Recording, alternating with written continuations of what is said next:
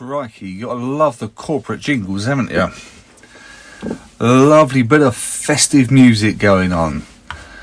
Blimey, it was great to start with, but it annoyed me after a little while. How are we all doing? Hope everyone's keeping well. Can you hear me okay? Looks as if that's coming through a bit lively, so I'm just going to turn that down a little bit. Hopefully that's going to be a bit better now. Let me know if you can hear the vocals okay. I've had a bit of a different setup and I'm going to explain why today. So hopefully will all become clear. But I hope everyone's keeping safe and well. Just to give you a bit of an update, that jingle was from the wonderful folks over at Pond 5, and it's the Christmas corporate joyful uplifting bells. So I really hope that those bells make you feel very joyful and uplifted. So how are we all? I hope you're all keeping safe and well. Yeah, a bit later than never. This live stream was meant to have gone live about 2 weeks ago, but unfortunately, due to the wonderful COVID that I managed to be infected by, I've been out of action for about the last 2.5 weeks, so I'm just getting back into it now. Still got a bit of a cough, so if you hear me coughing, apologies in advance. So yes, it's been a bit of an interesting time. I was double jabbed, still caught it, and felt rough as hell. So if anyone out there is sitting on the fence thinking, you know, whether to have the jab or not, I can say now, if I felt rough being double jabbed, then I'd hate to think what some people feel like if they haven't had a jab at all. So yeah, it's that's just my 2 pence worth, and I'll leave that there. So thank you for joining me for the December live stream. It's the last live stream of 2021, and this one is going to be around mastering. Can you master full-time with headphones? I don't normally write scripts, but I've got a script for this one because still got a little bit of the headache. I'm still feeling a bit fuzzy, so I thought I'd just give myself a few pointers. So we're going to go into today's topic. It is a live stream, so it is going to be a live Q&A, so feel free to ask any questions, mastering related, digital audio related. Drop a note in the chat and we'll go to questions as we go through the live stream. So yeah, I hope everyone can hear me okay, and I hope everyone is keeping safe and well. And just before we start, if you want to support the channel, I've left links in the chat and in the description down below where you can support the channel through buymeacoffee.com. I very, very much like coffee or beer. I'm very partial to the both, and there's links to buymeacoffee.com. So the topic for this month's live stream is, can you master full-time with headphones? And this actually applies to mixing as well. So this is about mixing, mastering with headphones permanently. So a lot of people use headphones for cross-references and checks and things like that. But there's a growing trend towards mixing and especially mastering with headphones, and I want to discuss that topic a little bit more in depth today. I have briefly discussed this before, so if anyone saw my Olo Audio S4X review, they were a great set of headphones, and I discussed some of the benefits about using headphones when it comes to mastering, and I truly believe it can be done, but like with all things, there are certain considerations. But I just wanted to kind of set the scene first, because there's still quite a lot of, I don't want to say misconceptions, there's certainly a lot of opinions around whether mixing and mastering with headphones is a good thing or a bad thing. I just want to quickly discuss some of the reasons why you may want to consider using headphones. And obviously the biggest one is going to be the environment you're in. So we're all working in different rooms, studios, spare rooms, bedrooms, garages, you name it. So we're using any space that we can for music production. And each room has their own challenges. So when it comes to things like monitoring, one of the biggest or one of the most crucial things is firstly the size of the room. And when it comes to using let's say non-bespoke studio spaces, is, you know, the dimensions and having odd shaped rooms are probably one of the biggest challenges we have to face with. And you know, especially when you're looking at small rooms or especially square rooms are certainly one of the most challenging rooms to deal with when it comes to frequencies, because when you get a square room, you're effectively having a very regular shaped room causes frequencies to bounce around the room in a very regular manner. But one of the things when it comes to acoustics and how to treat and manage frequencies when you're in a monitoring environment is to make things irregular. So actually having a square shaped room can actually be very detrimental when it comes to monitoring. So when it comes to certainly size of the room and the shape of the room, you've got to think about things like diffusion. How are you going to diffuse the frequencies from bouncing around the room and getting them off those regular trajectories that a square room would have? Small rooms are also a very challenging situation due to bass frequency. small rooms really, they are kind of one of these situations where if you have a small room, base frequency can be bouncing around, and if it is bouncing around, it's one of those things where, quite frankly, you're going to have problems with the low end, because you're never going to hear it clear and consistent. It's always going to be bouncing around all over the place. So having a small room isn't exactly a great situation for monitoring. I'm always a big believer you work with what you've got, but it's just to kind of put it out there. If you're working in a small room, then actually having monitors and having the frequencies bouncing around the room in a small room, it can actually be quite detrimental. So if you've got a small room, it may be something you might want to consider around using headphones for mixing and mastering. Another thing with a small room as well is, by the time you get your desk set up, you'll quite often find that you're actually sitting in the centre of the room, and this is another challenge, because you really don't want to be sitting in the centre of the room, because once again you get the frequencies, they come out of your monitors and it's going to go back to the back wall, and what you hope is you'll have the room in a situation where it's sufficiently treated so by the time the frequencies hit the back wall, they're not going to come back and hit you in the centre of the room. So if you can move yourself closer to the front of the room, you're not going to have quite so many issues when it comes to monitoring, and you'll be able to hear in a much more clear and transparent way. So once again, ideally you don't want to be sat in the centre of a room. So if you're in a small room and you find you're sitting in the centre, and you're getting too much bass in your mixes and masters, and it could be not only the size of the room, but it's where you're positioned in the room as well. Acoustic treatment. This is probably one of those ones that excuse me. Acoustic treatment, it's not a cheap and easy process to do, and I've done quite a bit in here, and I can tell you it is not an easy thing to do. It's time consuming, because you've got to measure the room not only by size, but you've got to measure the room in terms of how the frequencies bounce around your room, and start to learn and understand room notes and things like that, and it can be quite time consuming. And what I've found is, when it comes to acoustic treatment, you tend to get in very much into a cycle of treating the room, remeasuring, finding in where your weak spots are, then retreating the room again, adding more treatment, and the cost builds up, and once again, it's very time consuming. So it can be very, very good, but you've got to have a lot of time, patience, money, and quite frankly, energy to put into it. So that's something certainly to consider. Another thing I just wanted to quickly point out was a lot of the budget-friendly options. So a lot of people are using like foam tiles and things like that. Foam tiles aren't really that efficient at absorbing low end. So, if that's all you can afford, that's fine. But just know that it's not really going to do too much to the low end. So if you've got a small room, once again, you're putting foam panels up on the wall or foam tiles up on the wall, you're still going to have an issue with the bass. A lot of the foam panels, they have trouble with anything under 500 hertz. So if you think about, certainly kick, bass, low end of guitars, even low ends of vocals, none of that's really going to be picked up by the foam tiles. So it's something you really want to consider as well. Commercially made panels, they're not cheap, and I made reference to it here that they generally need to be customised for your room, and not necessarily customised in terms of shape and size, but it's more around thickness.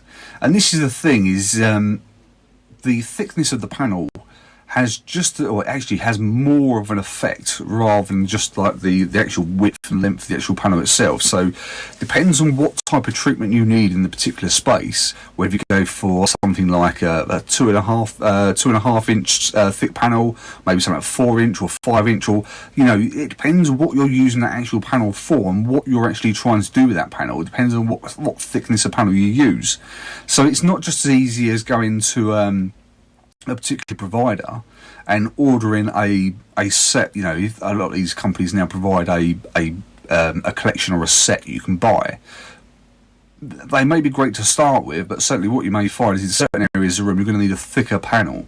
So in that case, it's kind of like more money that you're going to need to add into it. Once you've got the original panels all set up, then remeasuring the room and readjust, and you may then have to buy panels to replace panels you've already bought, etc. It can be quite time consuming. Now, homemade panels can be great and they're a good option, but once again, it's still time consuming. I've done all of my panels in here, they're all homemade, and they're really straightforward to do.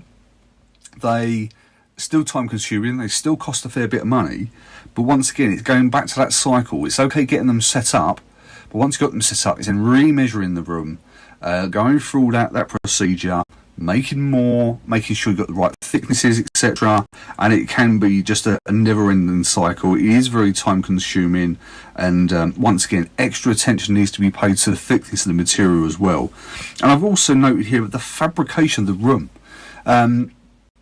It's something really to consider. I don't think we necessarily pay, I certainly haven't paid as much attention to this in the past.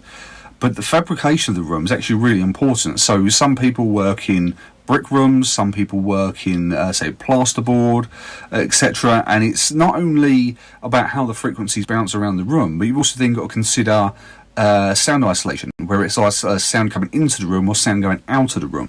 So that's another factor that's really taken into consideration when it comes to the environment. Now, I wanted to kind of touch on monitoring, because monitoring as well, and monitoring in terms of the context of a small room. Once again, we're going back to this whole thing around bass building up in a small room. And if you have a smaller monitor, let's say a 5-inch. So if you've got a 5-inch monitor, a lot of the 5-inch monitors will probably go down in frequency response down to, say, let's say 65 hertz, maybe a little bit below, let's say 50 as a good guideline. Well, that's great, but you're not really going to hear the full low end, and in a small room a sub is just going to be overwhelming, so you're not really going to be able to drive the 5-inch speakers to a situation where you can hear everything. So that's one of the challenges when it comes to a small speaker. So okay, let's think about then going up to a slightly larger, maybe a 6.5-inch or an 8-inch speaker, but the problem with that is then you're going to start to drive too much low end, and if it's in a small room and it's untreated, then it can almost be even more detrimental, because even though you may be able to hear more frequencies, with all those frequencies bouncing around the room, especially the low end, it can cause more problems than it actually than you're trying to resolve. So that's another complication that I really think that we need to kind of consider. So certainly when it comes to monitoring, you know, it's almost a bit of a catch-22 in that situation. And then I just want to discuss around customizability of the room. Hi Jet, hope you're keeping well. Excuse me. So if you're in an ideal situation, I'm quite lucky because I'm in a room where I can do certain modifications to the room. Not a great deal, but I can certainly do some. But not everyone's in that situation, and not everyone has the ability to make large scale modifications. And you know, if you're in rented accommodation or something like that, you know, these are things that can go against the terms of the lease, so you're not going to be able to do that. So you're then stuck in that situation of like, okay, what do you do? Do you then go down the situation of having foam tiles? Well, okay, that may do something to the top end, but it's not really going to do too much to the low end and the low mids. So it's kind of like, once again, it's another catch-22. And then if you can't then have the full-size panels, and certainly if you need to do large-scale treatment, then it's not going to be a situation which is going to be ideal if you're in, let's say, a rented accommodation or something like that. One of the keys, though, is probably consistency of monitoring. And just put simply, headphones take the inconsistencies away. Because if you use a set of headphones that you know and get to use really well, then you haven't really got any inconsistencies to worry about. It doesn't matter where you go with those headphones, it's the same headphones. You get to listen to them, get to know them, get to understand them. It's going to be the same. So it's it kind of takes those inconsistencies out of the equation. Budget is another one. You know, to get a good sounding pair of headphones, yeah, they'll probably cost you the equivalent of a set of studio monitors. But then if you think about it from the perspective of, okay, you've got studio monitors, but then say if you need to buy stands, or if you need to make stands, and you've got the acoustic treatment off the back of it, you know, just to kind of give you a bit of an idea, I've got 4, 5, 6 and 7 panels. So I've got 7 panels and they were homemade, and they still must have cost me about 400 or 500 quid to do. So if you then think about that on top of like the cost of your monitors, then okay, there's certainly a question to be said. Well, if you're on a tighter budget, then certainly headphones could be the way to go. And in mobility, it may not be a factor for all of those who, you know, if you've all got dedicated rooms, then great. But it's something to kind of note. For those who don't have the ability to have a consistent monitoring setup, having headphones is going to be great for that. And there are some fantastic top level mastering engineers. Glenn Schick is one, and he's done some fantastic masters over time. He literally has a set of, not cheap mind you, he has Audeze headphones, and he literally works them around the world. And he travels around the world and does lots of different things, and he's got his headphones and he does top level masters, all using a laptop, his headphones and a portable amp and DAC. So that's, it's something to be said when people say, well, you can't do this. Well, he's proven that you certainly can. And also, let's not forget, is it Andrew Sheps, who always uses the Sony MDR 7506s. So there's a lot of people out there who do use headphones and get some fantastic results. And then probably the last one may not apply to everyone once again, but let's say you've got a room that's for multi-use. So for example, if you're recording, mixing, mastering, then the room design is going to be different. So we're recording, you don't want to really take all the vibe out of the room. So when you're recording, say if you're recording vocals, then you don't potentially want as much treatment as you may need if you're, say, mixing and mastering. So if you want to have a room where you can do everything in, then you're not really going to be able to treat it to the full extent that you may want to if you're just mixing and mastering.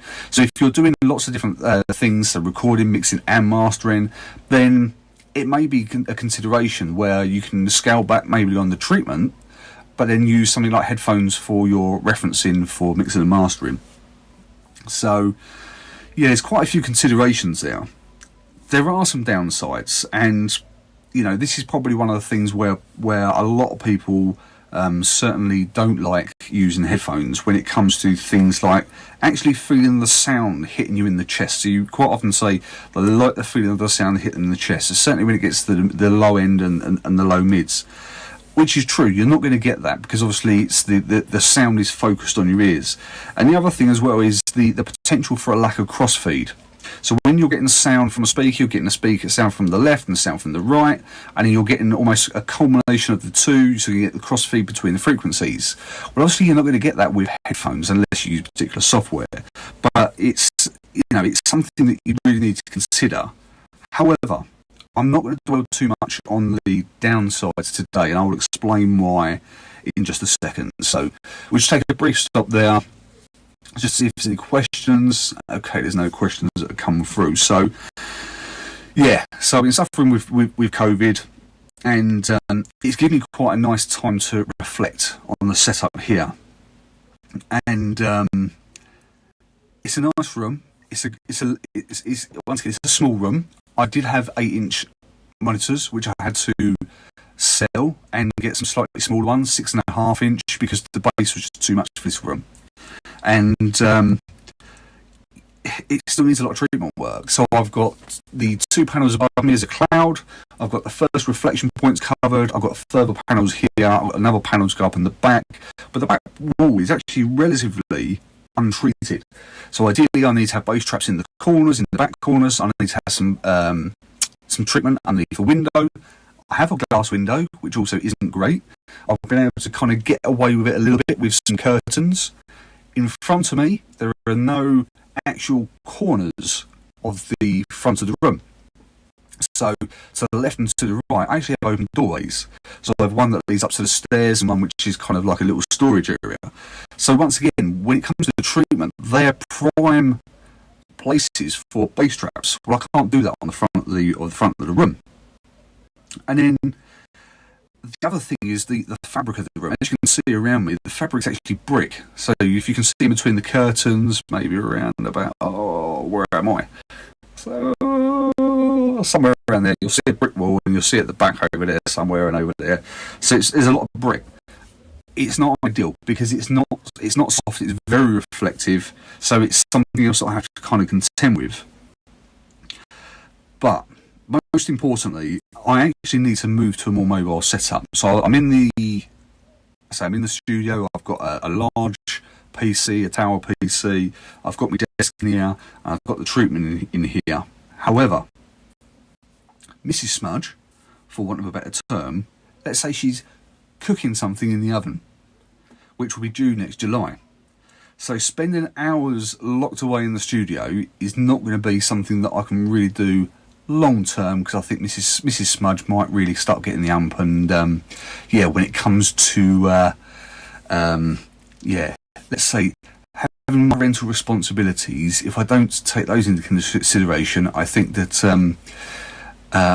when I wake up in the middle of the night, I may find that there might be some kind of like horse's head laying in the bed next to me, something along those kind of lines. She certainly won't be very happy, put it that way. So I got a project for 2022. So Steve said, I've found bookcases filled with books are an effective treatment. Absolutely, yeah. I've heard that from a lot of people. I think some people are against it, because they think, well, how's it going to absorb sound? Well, it doesn't necessarily absorb sound, but it actually acts as diffusion.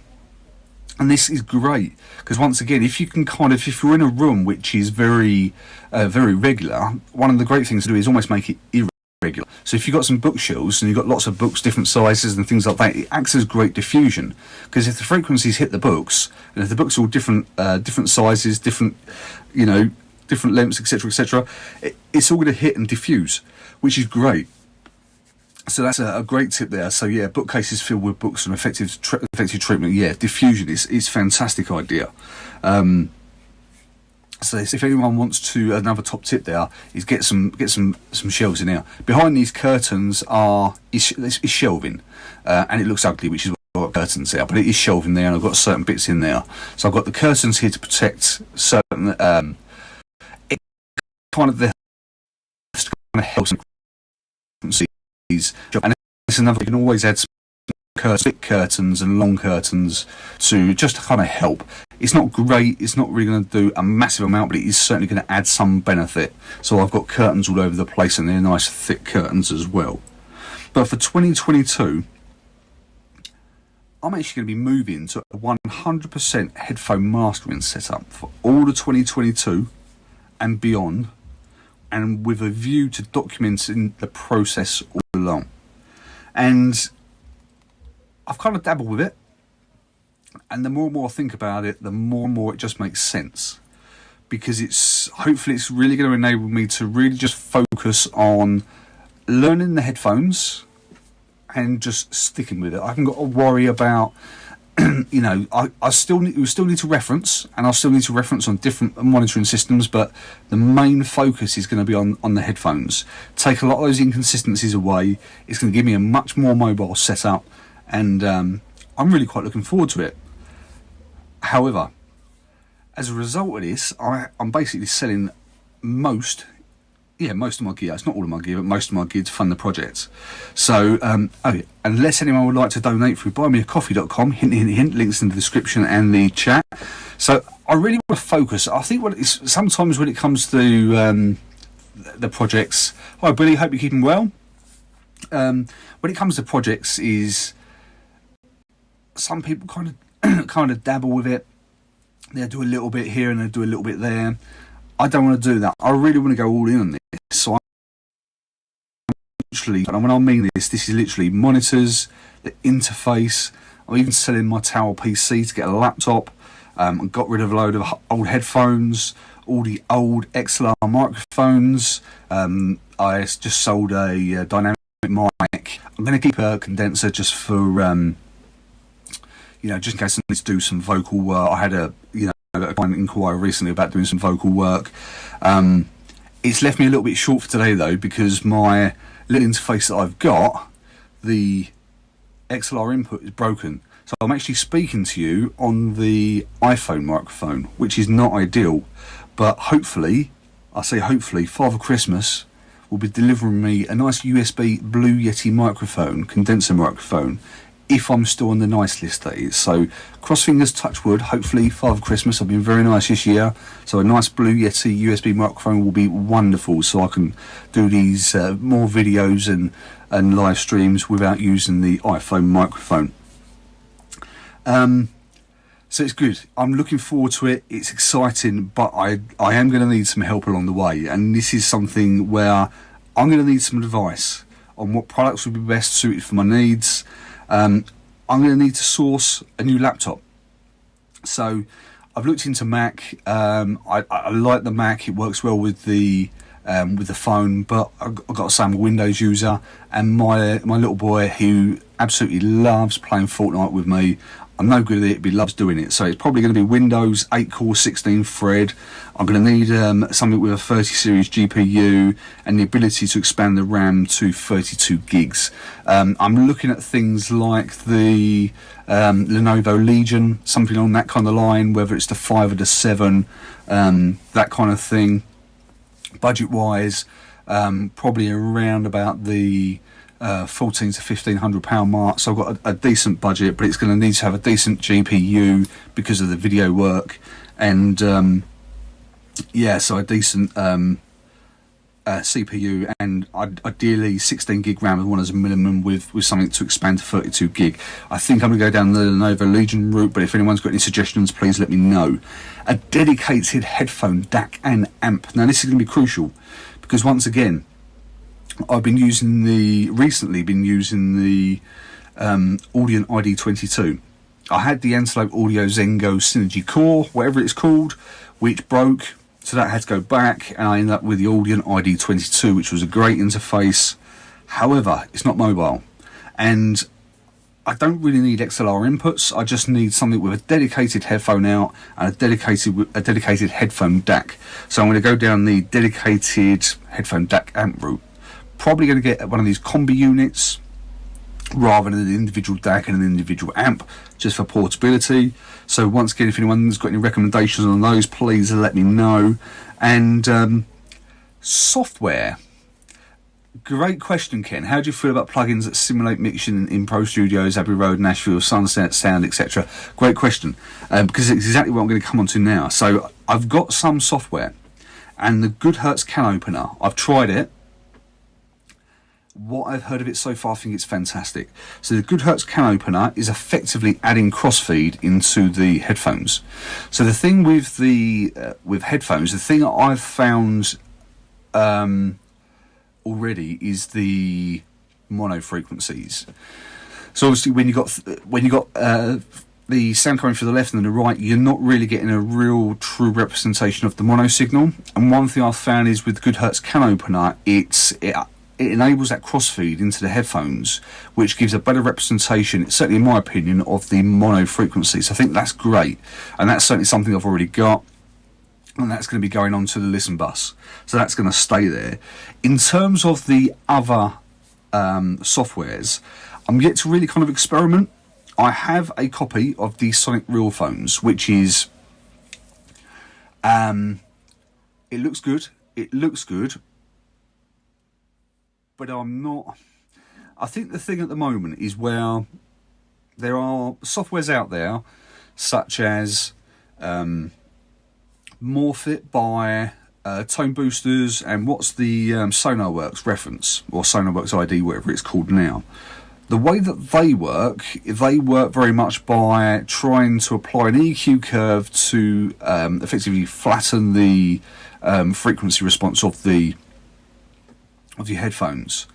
A lot of these other ones, like you're talking about, like the simulation of the mixing, these Sonic Real phones is very much like that. I'm not too sure about that at the moment, and it's something I'm very much going to be looking into, because I think the whole point with me around getting used to your monitoring setup is you really want to know the sound that you're working with, and this is one of the things that I can understand something like the Morphit or the SonarWorks, because it's effectively just applying an EQ onto your headphones, and it's going to stay static, so it won't move. So the way it's worked out is using an algorithm based on your specific model, and it won't change. When you start to add in things like emulating studios and different monitors, then of course it's fundamentally changing the sound of your headphones.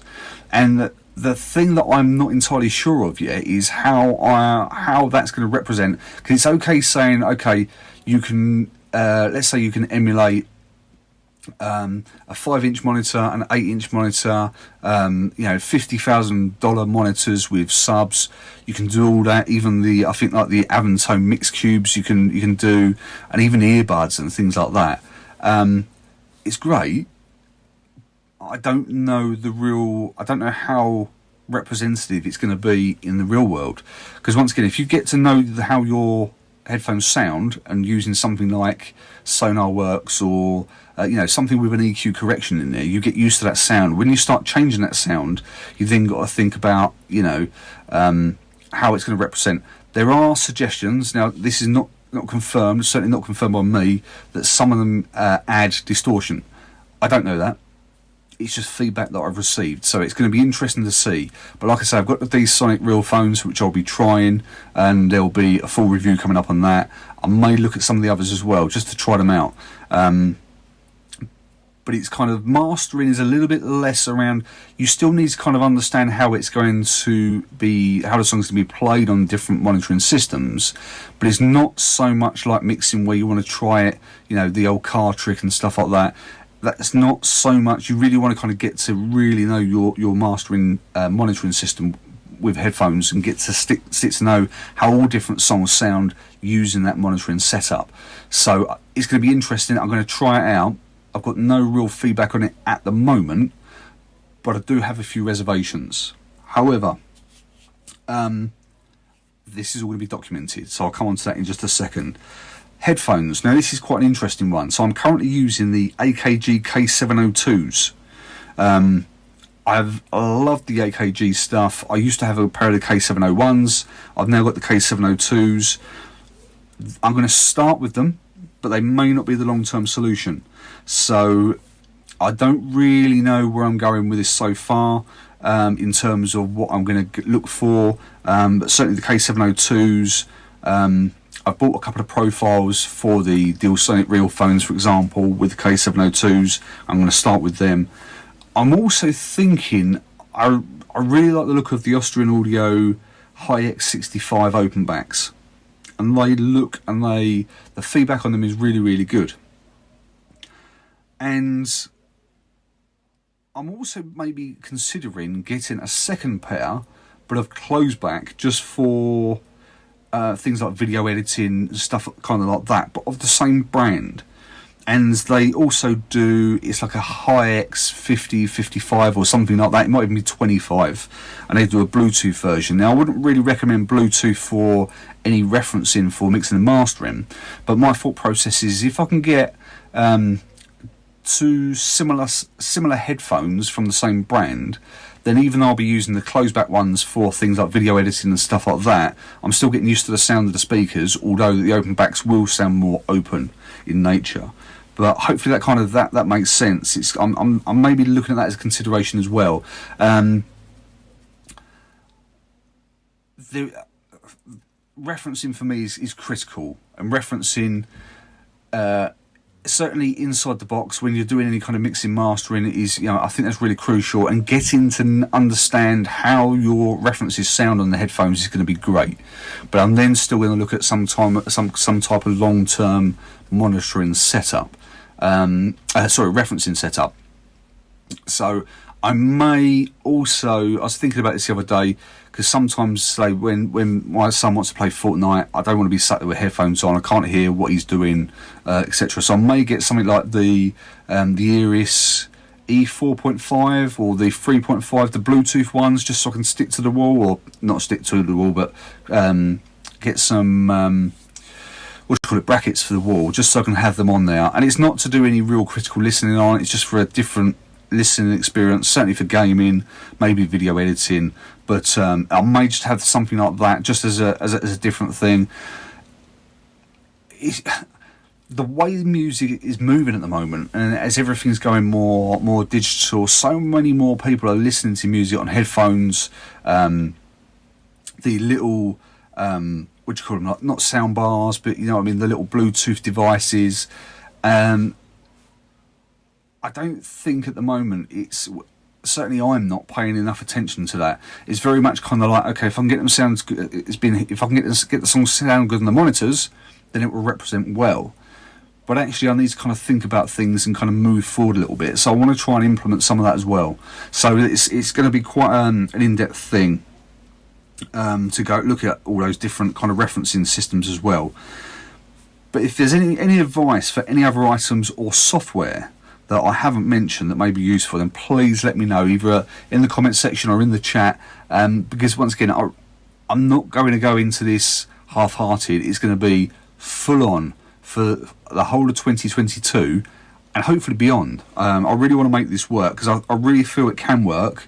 There are considerations, so you know, I'm not going to be using a £25 set of cheap clothes backs I can get from Amazon. It's going to have to be, you know, I'm not talking necessarily hundreds of pounds. The K702s, I think I got them B stock for about 85 quid. But you know, once again, it might be that I might end up spending a couple of £300, maybe a little bit more, on some headphones down the line. The amp and DAC to start with, I'll probably get something like the i5 Zen desktop unit, something like that, to kind of get started with it, and then maybe looking from there. So I don't want to go stupid with this. I want this to be in reach of most people. It's not going to be in reach of everyone. I understand that, but it's kind of, you know, once again, I'm a big believer in use what you've got. Don't use anything as an excuse not to create great music. But if I can kind of show you what I'm using and how I'm using them and the results that I'm getting from this setup, then that's what this is all going to be about. So all mastering videos in 2022 will be done using headphones. I'll be providing regular updates on the positives and the challenges that we'll face over the coming year. Like you say, Ken, I'm still a bit kind of, I don't want to say dubious, maybe not even sceptical, just I don't really understand too much around all these different simulations work. So I think that's going to be the thing. I really want to kind of look into those and, you know, see the positives and some of the challenges using some bits like that. I'll be taking a further look at some of the headphones on the market. I don't want this to be it's not going to be a review project, but certainly I want to make sure that I've got the right set of headphones, so there will be some different headphones I'll be trying out, and also some of the technology that applies itself well to audio engineering. Not every headphone, not every open back headphone is going to be great for reference or mixing and mastering critical listening. You know, it's not a case of you can just go and pick any audio file set of headphones and away you go. There will be certain ones you really want to try and get as flat a response as possible. So that's certainly some considerations, but technology is moving on all the time. Excuse me. But as part of this is going to be providing guidance and reviews on a lot of the software that I will use to enhance the listening experience. Like I say, the Can Opener by Good Hertz, from what I've seen so far, is fantastic, and I want to do a full breakdown and review of that. But it will be honest feedback on what I find works well and what doesn't. Once again, it's no good me just saying here, well, this is what I've got, this is what I've been using, if I'm not really going to be, if I'm not really going to be into it myself. Steve just asked, future seems to be Atmos. Your thoughts? Well, it's actually something I forgot to mention. Atmos is, I'm not too sure. Certainly at the moment, I'm kind of sitting on the fence. It seems to be picking up in popularity. A lot of the top level engineers who said no, it's not going to be anything. I'm now hearing that they're starting to move their setups towards Atmos. Now, I'm certainly not in a small room like this going to be capable of doing anything like that. So that's where headphone mastering will come in very, very handy indeed. So I don't believe, I really need to look into this further. And this is something that, once again, it's going to be something that we're going to need to look at, or I will need to look into this year. A lot of the headphones now are certainly kind of gearing themselves up more towards the Atmos type thing. So, I don't really have any thoughts at the moment. I'm still kind of sitting on the fence. I need to sit down and understand it more. But I think if it's going the way that it seems to be going at the way at the moment, although there was a lot of hesitation towards it, it now seems to be that people are becoming more on board. So like you say, the future seems to be Atmos. Yeah, could well be. Even I've noticed with some of the laptop research I've done, a lot of the laptops now are really gearing themselves up for Atmos, and this is non-Apple. So, it seems to be certainly something they're going to push. As to whether it stays around or not, I don't know. I've certainly had no one come to me with any mastering yet and say, I want this master for Atmos. So only time will tell. I think at the moment it's still very much kind of it's more focused on the engineers at the moment. I'm not too sure how much the artists are really pushing at the moment. That's probably one of those things. Give it another 12 to 18 months and we'll know a lot more. So yeah, so I wanted to really focus on what works well, what doesn't work well, but also featuring discussions with other engineers who use headphones exclusively. Because once again, I'm coming into this with, I've used headphones, I've used, as I said, the Olos. They're not cheap, they're about £400, they were great. But I'm not going to sit here and say I'm really experienced using headphones. I can get good sounding tracks with headphones, but you know, I'm very much kind of, I've been used to the room and the environment and the monitors I've been using, so it's going to take me a while to adjust and kind of get to understand how to get the best from using the headphones.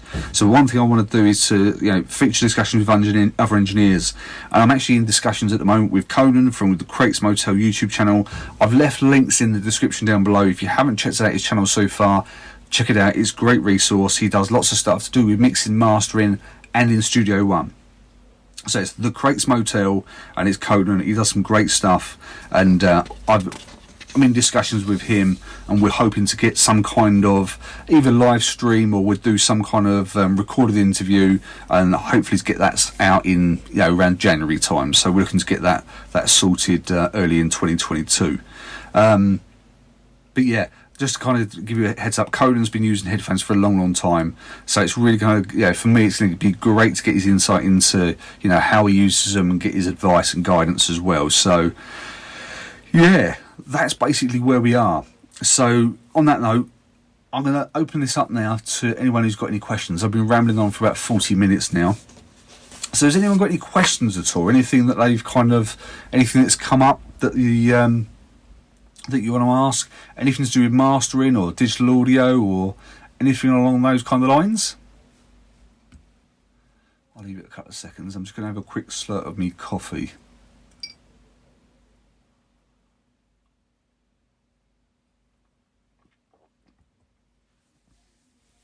So just while I'm waiting to see if there's any questions that come through, I'd normally do a monthly shout out. And for this month, I want to give a shout out to Mark and James over at Present Day Productions. Now, if anyone's not seen the YouTube channel, check it out. It is great. They have me cracking up all the time. And it's, once again, it's all production, mixing, mastering. There's quite a good mastering focus because Mark is he's a mastering engineer and he uses Studio One. But they, not only is it a great resource in music production, their videos are very entertaining and funny. I watched quite a lot of their videos over the last, say, 6 months or so, and they released one recently about the Austrian Audio Hi X65s, which is one of the headphones I mentioned earlier on, and it's great. They're very comical. I'd highly recommend checking them out. I've put a link in the description as well. So check them out. Present Day Productions, super funny, but they know what they're talking about. And it's just great. It's an entertaining watch as well as informational. So Present Day Productions YouTube channel, that is the monthly shout out for December. So okay, we've not had many questions come through so far, which is fine. So what do you guys think is going to be your biggest challenge music wise for 2022? Let's throw a question out to you guys. What do you think your challenges are going to be for 2022?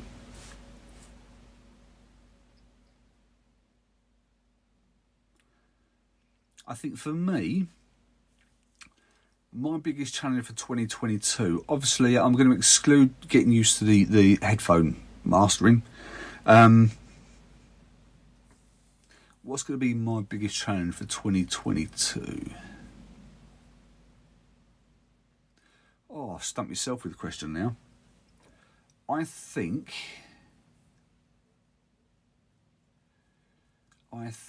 what's my biggest challenge for 2022? Right, my biggest challenge is going to be the Academy. See, I want to learn more about Atmos. Yeah, I understand you there, Steve, and it's I think it's something that certainly it's on my radar.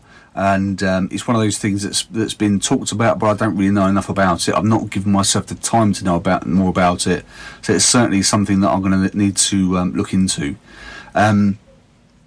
My biggest challenge for 2022, I think, I'm going to say, is getting the Academy up and running.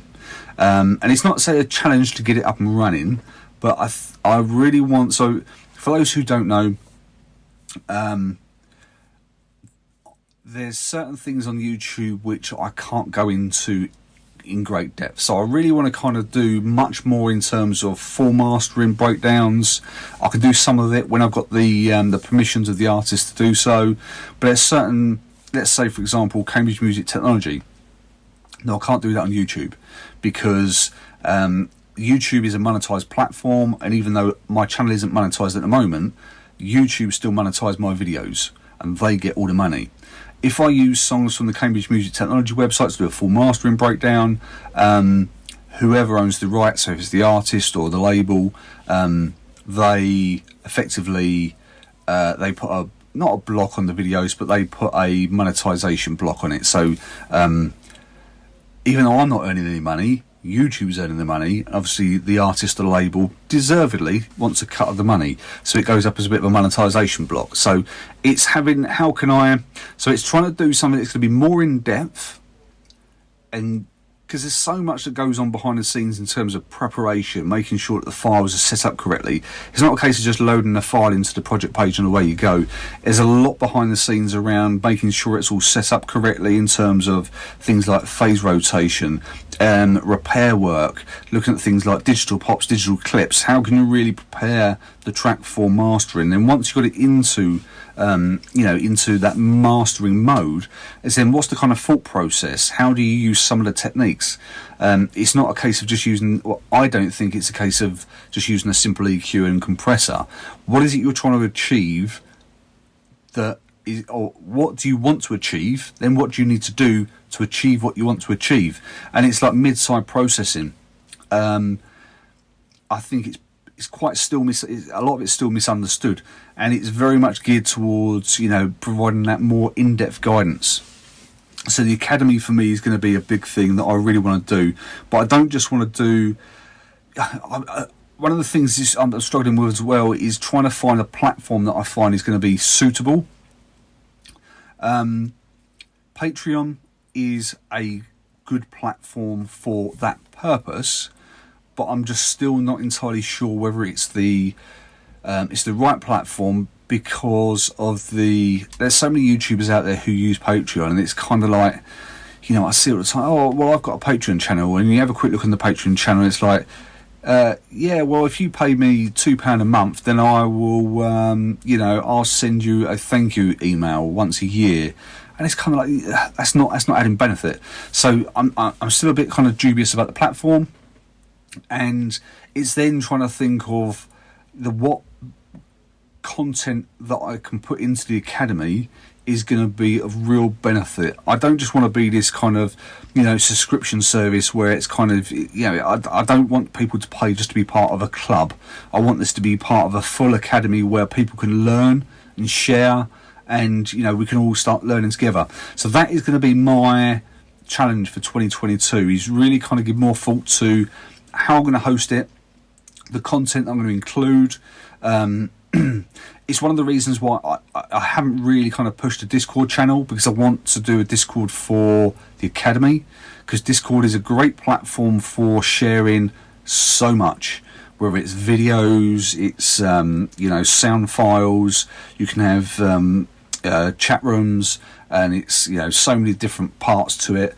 But it's I really want to incorporate that, so there's a way that we can communicate as an Academy together, and I really want to kind of push this forward to a degree where I'm starting to reach out to different mastering engineers.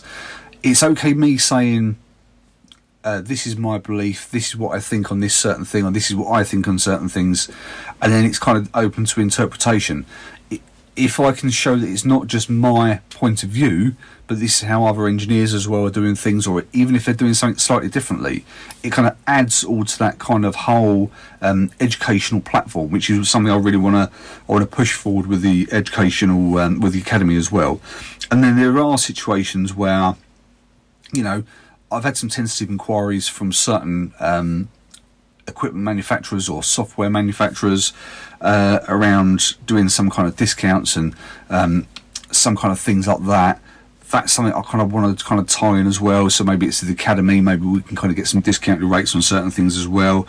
So it's just trying to get it all a real good value added package where people are not just going to be paying for to say join the club or just to receive an email once every year or once every 6 months, which is probably an auto-generated email anyway. I really want this to be a value-added thing. So that is going to be my challenge for 2022.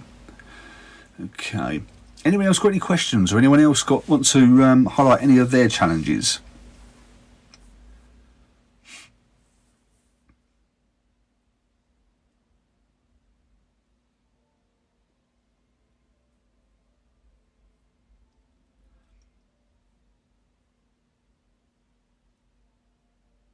No, nothing's coming through at the moment. Okay, well, I'm probably going to draw it to a close there because I'm going to start coughing me lungs up in a minute. I think my lungs are about the size of raisins at the moment, so I really don't want to kind of excuse me. I really don't want to kind of have you guys sitting through that. So we'll draw it to a close here. If anyone's got any questions at all, please leave them in the comment section below. I've absolutely loved doing this. This YouTube channel has been such a not only an eye-opener, it's just a great way for me to share, but to build relationships, grow friendships. It's great to see the likes of, you know, Ken, Billy. I know we meet up on the live stream, sorry, on the Studio One e-meets. I know, Stephen, you've been certainly part of the live streams before, and it's great having you. This is the thing, it's building that community, building those friendships, building those relationships, and sharing. I've got so much I want to kind of, you know, share with you guys around different mastering techniques and things like that, the way that we can all just start creating better sounding music without, you know, really kind of casting aspersions on the, let's say, the current music culture, but there is certain things said to be, you know, I just hope that we can kind of get back to creating fantastic sounding music rather than just people releasing music for commercial gain. Anyway, I'll leave that there because that can go off into an absolute spiral. But I just want to finish this up. I'll say, look, have a wonderful Christmas and festive season.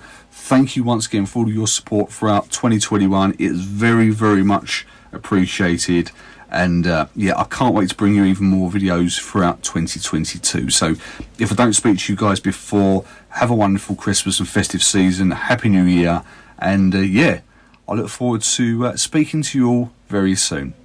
Thanks a lot, folks.